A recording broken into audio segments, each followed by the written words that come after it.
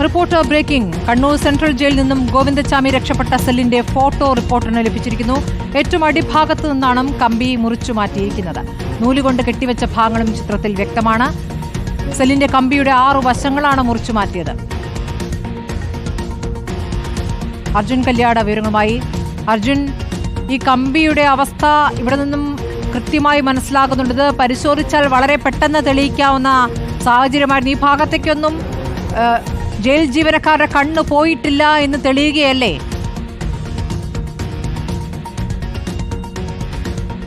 തീർച്ചയായിട്ടും സ്മൃതി, അത് തന്നെ വേണം നമുക്ക് സംശയിക്കാൻ. ഈ ദൃശ്യങ്ങൾ കൂടി പുറത്തേക്ക് വരുമ്പോൾ ജയിൽ ഉദ്യോഗസ്ഥർക്ക് സംഭവിച്ചിട്ടുള്ള വീഴ്ച അത് ഒന്നുകൂടി വ്യക്തമാക്കുകയാണ്. ഈ ഗോവിന്ദച്ചാമി കഴിഞ്ഞ സെല്ലിൻ്റെ ഏറ്റവും അടിഭാഗത്ത്, അതും വളരെ കൃത്യമായ രീതിയിൽ ഒന്ന് നോക്കിയാൽ തന്നെ വളരെ കൃത്യമായ രീതിയിൽ കാണാൻ വേണ്ടി കഴിയുന്ന രീതിയിലുള്ള ഒരു പ്രവർത്തനമാണ് ഗോവിന്ദച്ചാമി നടത്തിയിരുന്നത്. പക്ഷേ അത് ജയിൽ ഉദ്യോഗസ്ഥരുടെ കണ്ണിൽ പെട്ടിട്ടില്ല എന്നത് വളരെയധികം അത്ഭുതപ്പെടുത്തുകയാണ്. എന്തായാലും ഈ ദൃശ്യങ്ങളിൽ നിന്നും നമുക്ക് മനസ്സിലാക്കാൻ വേണ്ടി കഴിയുന്നത് സെല്ലിൻ്റെ ഏറ്റവും അടിഭാഗത്തു നിന്നാണ് ഈ കമ്പി മുറിച്ചു മാറ്റിയിരിക്കുന്നത്. അതിൻ്റെ 6 വശങ്ങൾ, അതായത് 6 കമ്പികൾ മുറിച്ചു മാറ്റിയാണ് ഗോവിന്ദച്ചാമി അതുവഴി നുഴഞ്ഞ് പുറത്തേക്ക് ഇറങ്ങിയത്. അത് നൂലുപയോഗിച്ചുകൊണ്ട് ഓരോ ദിവസവും കെട്ടിവെക്കുന്ന അല്ലെങ്കിൽ കെട്ടിവെച്ചിരുന്നതായി നമുക്ക് മനസ്സിലാക്കാൻ വേണ്ടി കഴിഞ്ഞിരുന്നു. നേരത്തെ ഗോവിന്ദച്ചാമി നൽകിയിട്ടുള്ള മൊഴിയിലും ആ കാര്യങ്ങളെല്ലാം തന്നെ വ്യക്തമാക്കിയതാണ്. ആ അടിയിൽ മുറിച്ചു മാറ്റിയ ഭാഗത്തുകൂടെ പുറത്തേക്ക് നൂഴ്ന്നിറങ്ങിയ ഗോവിന്ദച്ചാമി പിന്നീട് ആ സെല്ലിൻ്റെ മുറിച്ചു മാറ്റിയ ഭാഗം അതേപടി കെട്ടിവെച്ചതിന് ശേഷമാണ് ജയിൽ ചാട്ടം ഉൾപ്പെടെ നടത്തിയത്.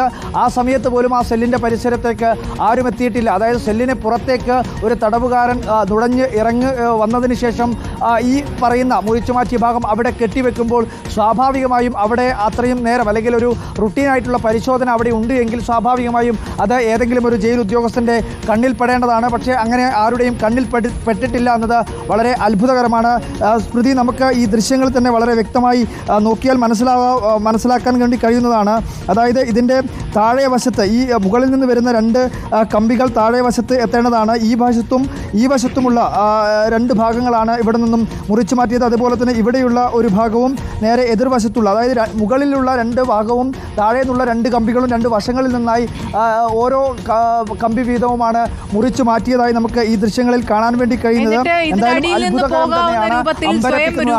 നടത്തുന്നു. അപ്പോൾ ഇതെല്ലാം വളരെ കൃത്യമായി തന്നെ പ്ലാൻ ചെയ്തിട്ടുണ്ടാകാം. ഇതിനടിയിലൂടെ പോകാൻ പാകത്തിൽ തടി കുറയ്ക്കുകയാണ് അയാൾ മാസങ്ങൾ കൊണ്ട് ചെയ്തത്. തീർച്ചയായിട്ടും ഭക്ഷണം ഉൾപ്പെടെ ക്രമീകരിച്ചുകൊണ്ട് തടി കുറച്ച് തനിക്ക് എങ്ങനെ രക്ഷപ്പെടാൻ വേണ്ടി കഴിയും, സെല്ലിൻ്റെ രൂപവും ആകൃതിയും മുറിച്ചു മാറ്റിയാൽ കമ്പിക്കുണ്ടാവുന്ന അതുവഴി അതിലുണ്ടാവുന്ന വിടവുമൊക്കെ എത്രയാണ് എന്നുള്ള കൃത്യമായ രീതിയിലുള്ള കാൽക്കുലേഷൻ ഗോവിന്ദച്ചാമിയെ സംബന്ധിച്ചിടത്തോളം ഉണ്ടായിരുന്നു എന്ന് വേണം നമുക്ക് മനസ്സിലാക്കാൻ. എന്തായാലും ഇതുമായി ബന്ധപ്പെട്ടുകൊണ്ട് ഈ ദൃശ്യങ്ങൾ തന്നെ ഏറ്റവും പ്രകടമായി മനസ്സിലാക്കാൻ വേണ്ടി കഴിയുമ്പോൾ സ്വാഭാവികമായി ഇങ്ങനെ ഒരു കയർ ഉപയോഗിച്ചുകൊണ്ടൊക്കെ ഒരാളിങ്ങനെ സെല്ലിൽ തുടർച്ചയായ രീതിയിൽ കെട്ടിവെക്കുന്നു. അപ്പോൾ ഏതെങ്കിലും ഒരു ഘട്ടത്തിലെങ്കിലും, അതായത് സംശയം തോന്നണ്ട, സ്വാഭാവികമായി നടന്നു പോകുന്ന വഴിക്ക് എന്താണ് ഈ കെട്ടിവെച്ചിരിക്കുന്നത് എന്ന് നോക്കാനെങ്കിലുമുള്ള ഒരു ബാധ്യത, ഉത്തരവാദിത്വം അവിടെയുള്ള ജയിൽ ഉദ്യോഗസ്ഥർക്കുണ്ട്.